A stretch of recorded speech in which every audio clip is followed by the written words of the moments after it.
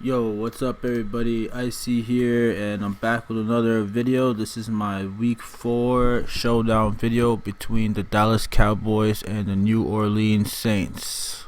New format here. Gonna try this out.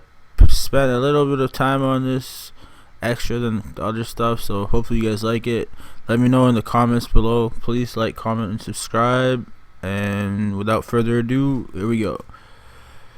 So, captain viable players for me. Alvin Kamara, running back, 17,700. He rebounded extremely well after his rocky week in week 2. I really like him more than Zeke. Alvin Kamara is getting more carries and targets than Zeke. He's at a better spot here at home. Dallas's defense is not as good as the Saints versus the running back. So Kamara's in a better spot here than Zeke, his counterpart. And I really like Alvin Kamara. He's been very consistent and dependable. And versus the middle of the pack Dallas defense that's missing a couple of pieces, give me Alvin Kamara. Moving along, wide receiver Micheal Thomas, 13,800. This guy is my favorite play at captain. I like the upside at home.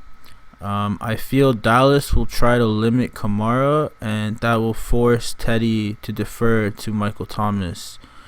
Look for Micheal Thomas to get a little bit of extra run due to the injury to the second wide receiver on the Saints, or the third, I should say. So lack of options there. And then I feel like he's going to get more targets this week compared to last week, just because of the difference in matchups here. I like his price. He's a lot cheaper option, and it should allow you to stick maybe an extra stud in there. So Micheal Thomas, my go-to guy. And, of course, if you're playing Micheal Thomas, you got to be playing the quarterback with the wide receiver. So Teddy Bridgewater is my third captain viable person on the Saints. Honestly, I love his price. He's very, very cheap, and he's had a good, he's had a decent last 2 weeks. And I think with another week under his belt, he should be in more in tune with the offense. And being at home, crowd behind him, I feel he should be more comfortable, more than he's shown already. More than a capable backup quarterback, could be a starter. So yeah, I love him, and allows you to stack Kamara and Micheal Thomas in the flex spot with Bridgewater's. Both guys are getting targets, receiving. So I expect Bridgewater to have a very good game. I actually expect the Saints to beat the Cowboys. Cowboys haven't really played anybody good so far, so they're in for a surprise. Yeah, I love Bridgewater. Give me Bridgewater. Those are my favorite captain plays on the Saints. Moving along to the Cowboys. I'm just mentioning Ezekiel Elliott because he's Ezekiel Elliott, but he's really expensive, and the Saints are one of the best teams defending running backs. However, he's Ezekiel Elliott, and Michael Gallup is out, so he's going to get a little bit more run and looks. So you have to mention Ezekiel Elliott, but he's my least favorite captain because of the matchup and the price. He's not targeted much by Dak this year. He's just carrying the ball, and Saints defense versus running back versus the difference in the defense versus wide receivers make me feel like the wide receivers would be the better play here. But hey, Ezekiel Elliott, he's a monster. You have to mention him. A more favorable play for me would be Amari Cooper, 15,300. Saints are the 4th worst in the league versus wide receivers. Seattle's Lockett went off. Like, almost everybody's had a field day against the Saints defense when it comes to wide receivers. Amari Cooper is no different. He's probably going to be one of the top wide receivers this season, and he's so far shown that he's had great chemistry with Dak Prescott. And this matchup with the defense, Saints defense, will force Dak to throw the ball more than he's had to. Depend on Amari Cooper, in my opinion. But QBs have also had a great time against Saints so far this season, and QBs usually have a good time when their wide receiver is also doing good. So that leads me to my third captain viable person on the Cowboys, Dak Prescott. 16,800. He's a little bit more expensive than Amari Cooper. But Saints defense versus quarterback is worst in the league. Their defense versus wide receiver is third worst in the league. You get my drift here.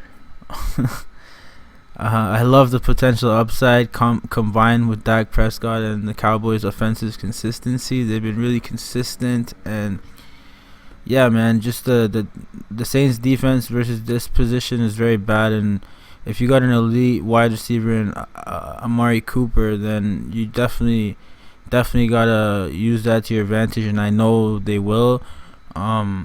So I expect Dak Prescott to have a very good game and be captain viable because of it. Now a sneaky captain viable play I thought I should mention is Devin Smith. He's 7,800 in the captain spot. Michael Gallup is out. Amari Cooper might get too much attention. Randle Cobb has not really been that great, and Devin Smith has been getting more looks than him. I expect Amari to get decent coverage at time, even though the Saints defense is really bad. But I expect Devin Smith to be the second receiver option on the night.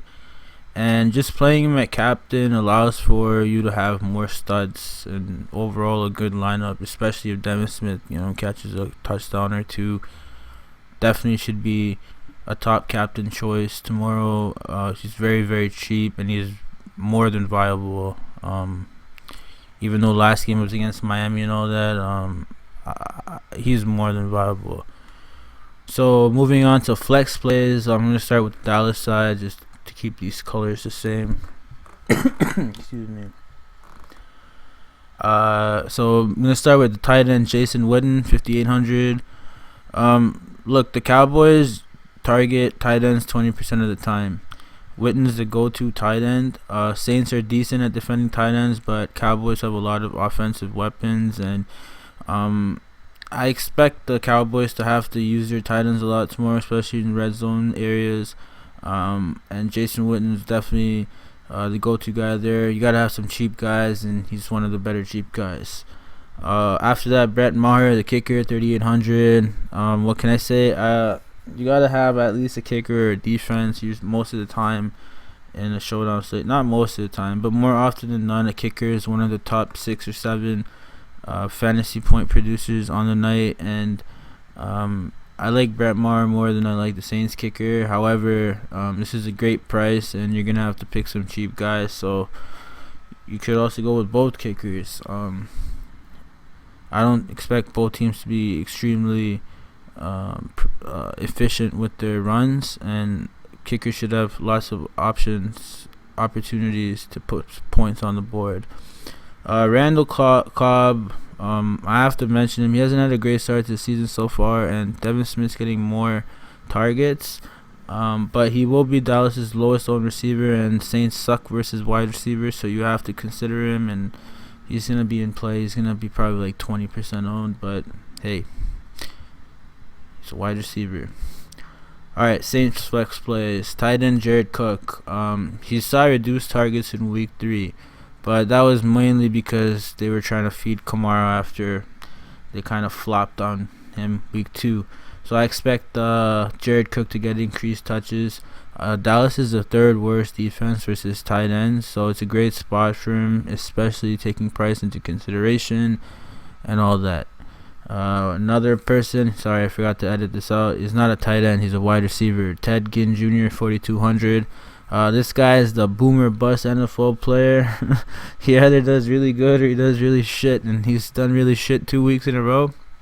So I'm gonna roll the dice and say he does good. I'm not gonna have a lot of him, but his price, you have to consider him, and he's a wide receiver. Yeah, that doesn't really matter for him, but you gotta consider him nonetheless. And then the kicker, Will Lutz. I think the Saints will convert their runs more often than not, but they will not be as efficient and fall short a few times. I expect Lutz to capitalize on the opportunity, and I'm aiming for around 12 fantasy points for him. Although 9 will be what like the minimum. Yeah.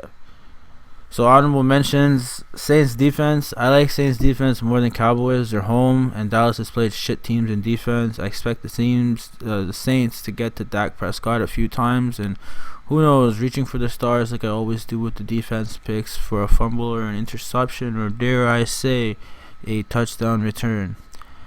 So Saints are one of my more favorable honorable mentions. I don't really like the Cowboys defense tomorrow, but I mean, tomorrow's just it's a showdown slate, and you always have to consider these things. If you're trying to win it, which I'm sure you are, you have to take all these things into consideration. You can't totally be off of play or fade everything, but depending on your scenario and how you build your lineups and construct them, you consider certain things and not. And defenses and kickers are usually the last of the thoughts in that regard, but sometimes, not as a captain, but flex spots more often than none, they're there, and 20-30% of the time. So tomorrow, Cowboys, I'm not really feeling it. Their defense, they're missing some pieces, and Saints are just one of the better offenses in the league. So I see Saints putting quite a few points on the board. So Dallas defense, not for me.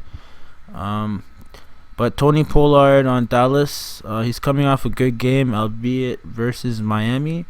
He could see some more touches, or he could go back to like he was in week 2. You could roll the dice, but I thought he'd mention him. Zeke's gonna pretty much see a lot of attention. It's Zeke, but they could fall to Pollard here and there. You got quite a good usage against Miami week 3, so thought I'd mention him. And Blake Jarvin, he's seeing the same amount of snaps as Witten, but he doesn't have the same production. Him and Dak Prescott aren't on the same page. So maybe they work together this week and they're now on the same page. So who knows? He might get a couple of touchdowns, out of nowhere, 5% owned. So look at Blake Jarvin, same amount of snaps as Witten. Unlucky, I guess, or not dependent on yet, but who knows? That could change very quickly. So just thought I'd mention those guys.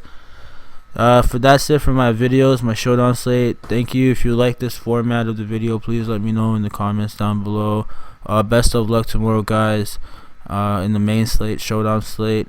I might do a live stream just to go over my main slate picks again and answer some questions, or I don't even know if I'm gonna have that many streamers, but hey, who knows?